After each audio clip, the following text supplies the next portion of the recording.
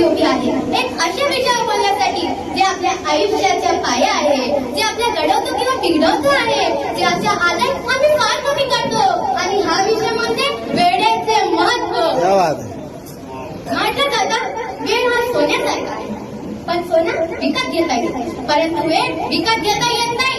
वेळ ही अशी संपत्ती आहे जी एकदा हातातून मिळाली तर ती पुन्हा कधीच मिळत नाही.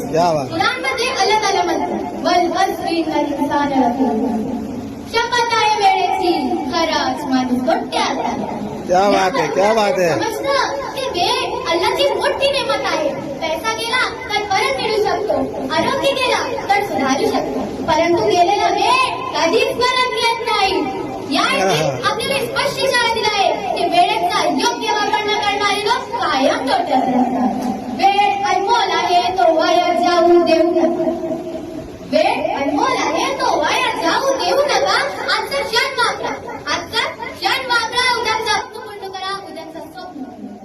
वेळेचा आदर प्रत्येकासाठी आवश्यक आहे. मग तुम्ही डॉक्टर असा, इंजिनियर असा, शास्त्रज्ञ असा या विद्यार्थी असा, सर्वांना वेळेचा आदर आवश्यक. आपल्या नबी करीम हजरत मोहम्मद सल्लल्लाहु अलैहि वसल्लम नेहमी वेळेची कदर केली. त्यांनी सांगितलं 5 गोष्टींचा उपयोग 5 येणे आहे, आणि पहिलाच काय आहे, आणि पहिलाच आहे वेळेचा आदर करणं. आपला ज्यांनी वेळेचा सन्मान केले, कारण त्याला माहित होतं वेळेचा सन्मान तरच भविष्य घडेल. आणि म्हणूनच तो अमेरिकेचे राष्ट्रपती झाला.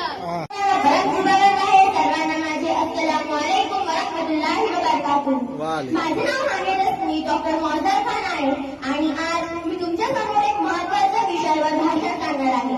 सकारात्मक दृष्टिकोन कसा ठेवावा. सर्वप्रथम आपले माननीय अध्यक्ष आणि जो आपले मुख्य अतिथी विधायक माननीय साजिद खान पठाण आहे, त्यांचा धन्यवाद करतो की तो आपल्या कार्यक्रमामध्ये आले. सकारात्मक दृष्टिकोन. सकारात्मक दृष्टिकोन काय आहे? मी करू शकतो, मीच करू शकतो, आणि मी हे आहे तो करू शकतो. आपल्याला आपल्याजवळ आत्मविश्वास ठेवायचा आणि आपल्याला सकारात्मक दृष्टिकोन ठेवायचा. आत्मविश्वास म्हणजे जर तुमच्याकडे काही सकारात्मक दृष्टिकोन नाही, तुम्ही काहीच तुमच्या आयुष्यभर करू शकणार नाही. रहमतुल्लाहि व बरकातुहू. आधी तुमच्या समोर आळस खूप मोठा विषय यावर माझे विचार मांडणार आहे. आळस हा यशाचा खूप मोठा शत्रू आहे. आळस म्हणजे काय? आळस काय आहे? जरी आपल्याला काही मोठं काम आहे, आपल्याला काही करायचं आहे, पण आपण ते करत नाही. आपण ते म्हणतात मी नंतर करू, आणि थोडा